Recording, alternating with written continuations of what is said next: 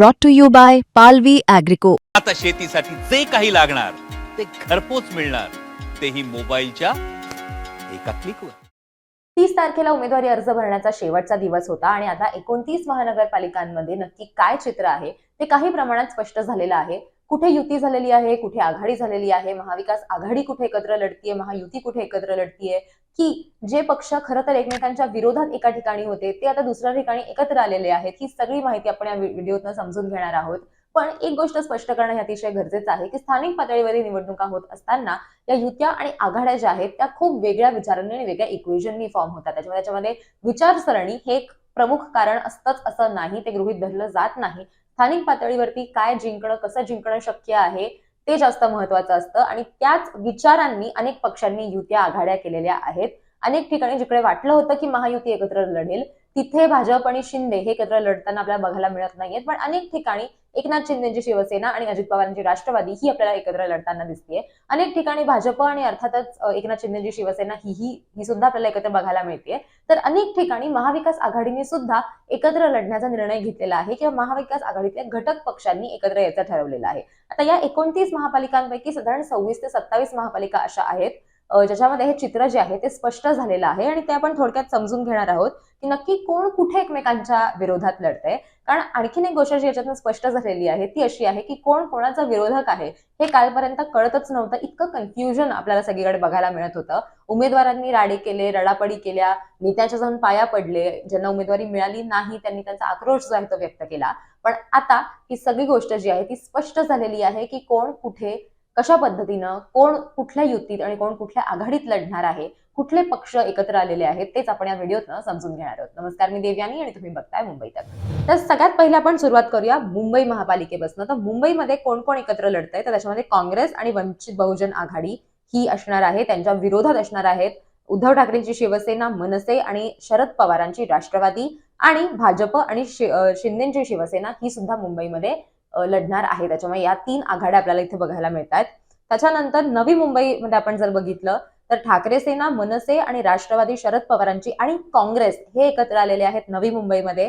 भाजप हे स्वबळावर लढणार आहे, शिंदे सेना ही स्वबळावर लढणार आहे, राष्ट्रवादी अजित पवारांची जी आहे ती सुद्धा नवी मुंबईमध्ये स्वबळावरती लढणार आहे आणि रिपाई ही सुद्धा स्वबळावरती लढणार आहे नवी मुंबईमध्ये. आपल्याला माहितीये की याच्या आधी म्हणजे 2015ला ज्या वेळेला नवी मुंबईमध्ये निवडणुका ज्या आहेत त्या झालेल्या होत्या त्या निवडणुकांमध्ये राष्ट्रवादी काँग्रेसनं तो गड राखलेला होता. अर्थातच राष्ट्रवादी काँग्रेस त्यावेळेला अखंड होती, एकत्र होती. मात्र आता आपण बघतोय की त्याच धर्तीवरती कुठेतरी अजित पवारांनी सुद्धा स्वबळावर लढण्याचा निर्णय जो आहे तो इथे घेतल्याचं आपल्याला बघायला मिळतंय. अर्थात नवी मुंबईमध्ये त्यांना भाजपचं सुद्धा खूप मोठं आव्हान आहे आणि भाजप सुद्धा इथे स्वबळावरती आपल्याला बघायला मिळतोय. त्याच्यानंतर आपण ठाण्यामध्ये जर बघितलं तर ठाण्यामध्ये भाजप आणि एकनाथ शिंदेची शिवसेना हे एकीकडे लढणार आहेत, तर एनसीपी अजित पवारांची ही स्वबळावर लढणार आहे.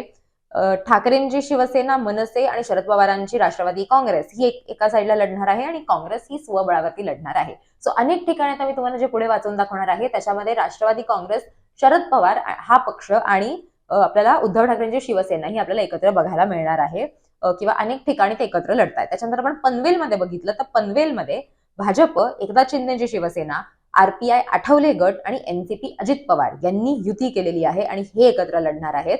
त्याच्यानंतर शेकाप, काँग्रेस, ठाकरे सेना, शरद पवारांची राष्ट्रवादी काँग्रेस, मनसे आणि सपा अशी एक मोठी आघाडी पनवेलमध्ये जी आहे ती तयार झालेली आहे आणि त्यांनी एकत्र निवडणूक लढायचं ठरवलेलं आहे.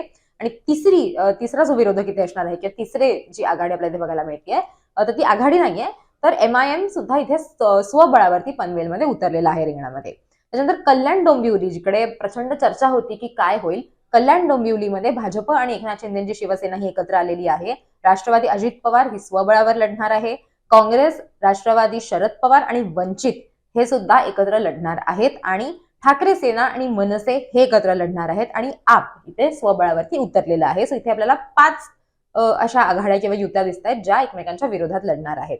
त्याच्यानंतर वसई विरार महापालिकेत आपण जर बघितलं तर बहुजन विकास आघाडी, काँग्रेस, मनसे हे एकत्र लढणार आहेत, भाजप आणि शिंदे एकत्र लढणार आहेत, एनसीपी अजित पवार स्वबळावरती आहे आणि ठाकरे सेना सुद्धा वसई विरारमध्ये स्वबळावरती आहे. त्याच्यानंतर आपण जर बघितलं तर उल्हासनगरमध्ये काय परिस्थिती आहे तर शिंदेची शिवसेना, साई आणि टीम ओम कलानी हे एकत्र लढणार आहेत. यांनी एकमेकांबरोबर युती जी आहे ती केलेली आहे. काँग्रेस, राष्ट्रवादी शरद पवार आणि वंचित बहुजन आघाडी हे लढणार आहेत एकत्र. त्याच्यानंतर राष्ट्रवादी अजित पवारांची स्वबळावरती असणार आहे. भाजप आणि आरपीआय हे एकत्र लढणार आहेत आणि ठाकरे सेना आणि मनसे हे आपल्याला उल्हासनगरमध्ये एकत्र लढताना दिसणार आहेत. पुण्यामध्ये आता जर बघितलं तर पुण्यामध्ये आपण बघितलं होतं की काल प्रचंड राडे झालेले होते.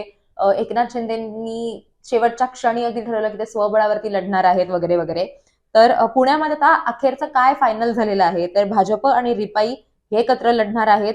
राष्ट्रवादी अजित पवार आणि राष्ट्रवादी शरद पवार जे काहीच महिन्यांपूर्वीपर्यंत कट्टर विरोधक म्हणून एकमेकांसमोर होते, पक्ष फुटलेला होता, त्यांनी आता स्थानिक पातळीवरती आघाडी जी आहे ती केलेली आहे. त्याच्यामुळे अजित पवार आणि शरद पवार यांचे दोनही पक्ष हे एकत्र लढणार आहेत. काँग्रेस, ठाकरे सेना आणि मनसे ही एक आघाडी असणार आहे आणि शिंदे सेना हे स्वबळावरती पुण्यामध्ये लढणार आहेत. त्याच्यानंतर पिंपरी चिंचवडमध्ये आपण जर बघितलं तर पिंपरी चिंचवडमध्ये भाजप आणि रिपाई यांची युती आहे. शिंदे सेना, काँग्रेस आणि वंचित हे तिघे स्वबळावरती असणार आहेत. पिंपरी चिंचवडमध्ये सुद्धा राष्ट्रवादी अजित पवार आणि राष्ट्रवादी शरद पवार हे एकत्र आलेले आपल्याला बघायला मिळतात आणि ठाकरे सेना, मनसे आणि रासप यांनी आघाडी केलेली आहे. त्याच्यानंतर जर आपण सांगली, मिरज, कुपवाड महापालिकेमध्ये बघितलं तर भाजप, जनसुराज आणि रिपाई आठवले हे एकत्र आलेले आहेत. ठाकरे सेना, मनसे, राष्ट्र विकास आघाडी हे एकत्र आलेले आहेत. काँग्रेस आणि राष्ट्रवादी शरद पवारांची एकत्र आलेले आहेत. शिंदे सेना ही स्वबळावरती लढतीये आणि अजित पवारांची राष्ट्रवादी ही सुद्धा सांगलीमध्ये स्वबळावर लढताना आपल्याला बघायला मिळते. आता इचलकरंजीमध्ये आपण बघितलं तर इथे सुद्धा एक इंटरेस्टिंग इक्वेशन आहे. ते असं आहे की भाजप आणि एकनाथ शिंदेची शिवसेना ही एकत्र लढतीये. याच्यामध्ये राष्ट्रवादी अजित पवारांनी काही जागा ज्या आहेत त्या मैत्रीपूर्ण लढत जी आहे ते तिथे आपल्याला होणार आहे असं बघायला मिळतं इचलकरंजीमध्ये. सो काही जागांवरती मैत्रीपूर्ण लढत आहे आणि काही ठिकाणी ते एकत्र आलेले आहेत भाजप बरोबर. त्याच्यानंतर काँग्रेस, मनसे आणि राष्ट्रवादी शरद पवारांची हे एकत्र आलेले आहेत. कम्युनिस्ट पक्ष यांची शिवशाहू आघाडी जी आहे ती सुद्धा काँग्रेस, मनसे आणि एनसीपी एसपी ला जोडली गेलेली आहे. याच्यामध्ये ठाकरे सेना ही स्वबळावर आहे आणि वंचित सुद्धा स्वबळावरती आहे. नंतर कोल्हापूरमध्ये आपण जर बघितलं तर भाजप, शिंदे आणि अजित पवार एकत्र आलेत. काँग्रेस आणि ठाकरे सेना एकत्र आली आहे. एनसीपी, शरद पवार आणि वंचित बहुजन आघाडी आणि आप ही एक आघाडी आपल्याला बघायला मिळते आणि जनसुराज्य आणि आरपीआय यांची सुद्धा युती आपल्याला बघायला मिळते. त्याच्यानंतर सोलापूरमध्ये भाजप स्वबळावरती असणार आहे. शिंदे सेना ही राष्ट्रवादी काँग्रेस अजित पवारांबरोबर आलेली आहे. काँग्रेस, एनसीपी, शरद पवारांची, ठाकरे सेना आणि माकप ही एक आघाडी जी आहे ती सुद्धा आपल्याला सोलापूरमध्ये बघायला मिळणार आहे. एमआयएम जे आहे ते स्वबळावर आहे आणि रिपाई जे आहे ते सुद्धा स्वबळावरती आपल्याला बघायला मिळते. त्याच्यानंतर नागपूरमध्ये आपण जर बघितलं तर भाजप आणि शिंदे सेना एकत्र लढतात. काँग्रेस स्वबळावर आहे, ठाकरे सेना स्वबळावरती आहे. एनसीपी एपी म्हणजे एनसीपी अजित पवारांची स्वबळावरती आहे. एनसीपी शरद पवारांची स्वबळावरती आहे. बसपा ही सुद्धा स्वबळावरती ही निवडणूक जी आहे ती लढणार आहे. फक्त भाजप आणि एकनाथ शिंदे यांची युती आपल्याला इथे बघायला मिळतेय. मनसे सुद्धा नागपूरमध्ये स्वबळावरती लढणार आहे. त्याच्यानंतर पुढे आपण जर बघितलं तर चंद्रपूरमध्ये उद्धव ठाकरेंची शिवसेना आणि वंचित बहुजन आघाडीची युती आपल्याला झाल्याचं बघायला मिळतंय. भाजप आणि एकनाथ शिंदेची शिवसेना एकत्र आली आहे. काँग्रेस स्वबळावरती आहे. राष्ट्रवादी शरद पवारांची ही सुद्धा स्वबळावरती आहे. एनसीपी अजित पवारांची सुद्धा स्वबळावरती बघायला मिळते चंद्रपूरमध्ये. आता पुढे येऊयात अकोल्यामध्ये. आता अकोल्यामध्ये काय झालेलं आहे तर अकोल्यामध्ये भाजप आणि एनसीपी अजित पवारांची ही एकत्र आलेली आहे. ठाकरे सेना, मनसे आणि प्रहार हे एकत्र आलेले आहेत. शिंदे सेना स्वबळावरती आहे. 80 पैकी 73 जागा ते लढवणार आहेत. त्याच्यानंतर काँग्रेस आणि एनसीपी शरद पवारांची हे एकत्र आलेले आहेत आणि काही ठिकाणी त्यांनी उद्धव ठाकरेंच्या शिवसेनेला इथे पाठिंबा सुद्धा दिलेला आहे. त्याच्यानंतर अमरावतीमध्ये आपण जर बघितलं तर उद्धव ठाकरेंची शिवसेना, मनसे आणि शरद पवार हे पुन्हा एकदा इथे आपल्याला एकत्र बघायला मिळतात. भाजप आणि एकनाथ शिंदेची शिवसेना हे दोघेही स्वबळावरती लढणार आहेत. एनसीपी अजित पवारांची स्वबळावरती आहे. त्याच्यानंतर वंचित बहुजन आघाडी आणि युनायटेड फोरम यांची आघाडी इथे झालेली आहे आणि ही काँग्रेस जी आहे ती 12 ठिकाणी उद्धव ठाकरेंसोबत लढणार आहे आणि इतर ठिकाणी काँग्रेस स्वबळावरती असणार आहे. त्यानंतर जळगावमध्ये बघितलं तर भाजप, शिंदे आणि राष्ट्रवादी काँग्रेस ही आपल्याला एकत्र बघायला मिळते. म्हणजे महायुती जी ओरिजिनल आपल्याला राज्यात बघायला मिळते ती महायुती आपल्याला इथे बघायला मिळणार आहे जळगावमध्ये. त्याच्यानंतर ठाकरे सेना, एनसीपी यांची आघाडी झालेली आहे. एनसीपी शरद पवारांची आणि काँग्रेस आणि वंचित यांची सुद्धा आघाडी आपल्याला झाल्याचं बघायला मिळत आहे. अहिल्यानगरमध्ये भाजप आणि अजित पवार हे एकत्र आलेले आहेत. ठाकरे सेना आणि शरद पवारांची राष्ट्रवादी आणि काँग्रेस हे एकत्र आलेले आहेत. अहिल्यानगरमध्ये मनसे ही स्वबळावरती आहे आणि त्याचबरोबर शिंदे सेना जी आहे ती सुद्धा स्वबळावरती आहे. त्याच्यानंतर धुळ्यामध्ये आपण जर बघितलं तर शिंदे सेना अजित पवार हे एकत्र आलेले आहेत. काही ठिकाणी मैत्रीपूर्ण लढत जी आहे ती होण्याची शक्यता जी आहे तिथे वर्तवली जाते धुळ्यामध्ये. काँग्रेस आणि ठाकरे सेना एकत्र आहे, शरद पवारही आहेत आणि मनसे सुद्धा याच्यामध्ये आपल्याला बघायला मिळते. म्हणजे जे मनसे खरं तर म्हणजे जे काँग्रेस मनसे आहे म्हणून आम्ही मुंबईमध्ये लढणार नाही, असं एकत्र लढणार नाही, महाविकास आघाडीत लढणार नाही असं म्हणत होतो, त्यांनीच अनेक ठिकाणी मनसे बरोबर युती जी आहे ती केलेली आपल्याला बघायला मिळते. त्याच्यानंतर भाजप ही स्वबळावरती असणार आहे, वंचित ही स्वबळावरती असणार आहे, MIM आहे ती स्वबळावरती आहे आणि बसप हा पक्ष सुद्धा स्वबळावरती लढणार आहे. नाशिकमध्ये आपण जर बघितलं तर उद्धव ठाकरेंची शिवसेना, मनसे, शरद पवार, काँग्रेस हे इथे एकत्र आलेले आहेत. शिंदे सेना आणि अजित पवार एकत्र आलेले आहेत. भाजप स्वबळावरती आहे, माकप स्वबळावरती आहे. त्याच्यानंतर मालेगावमध्ये आपण जर बघितलं तर मालेगावमध्ये भाजप हे स्वबळावरती आहे, शिंदे सेना स्वबळावरती आहे, ठाकरे आणि मनसे हे एकत्र आलेले आहेत. म्हणजे उद्धव ठाकरे आणि मनसे एकत्र आलेली आहे. NCP अजित पवार हे पुन्हा एकदा स्वबळावरती आपल्याला बघायला मिळतात. काँग्रेस स्वबळावरती आहे, MIM स्वबळावरती आहे. समाजवादी, इस्लाम जी एक स्थानिक तिकडची पार्टी आहे, पक्ष आहे तो, आणि वंचित बहुजन आघाडी हे एकत्र आलेले आहेत. हे मी वाचत होते मालेगावचं. त्याच्यानंतर आपण जालन्यात जर येऊन बघितलं तर राष्ट्रवादी आणि मनसे यांची युती आपल्याला बघायला मिळते. म्हणजे अजित पवार आणि मनसे हे एकत्र आलेले आहेत जालन्यामध्ये. काँग्रेस आणि शरद पवारांची राष्ट्रवादी आणि ठाकरे हे एकत्र आलेले आहेत. जालन्यामध्ये भाजप, शिंदेसेना आणि वंचित हे तिघही स्वबळावरती ही निवडणूक जी आहे ती लढणार आहेत.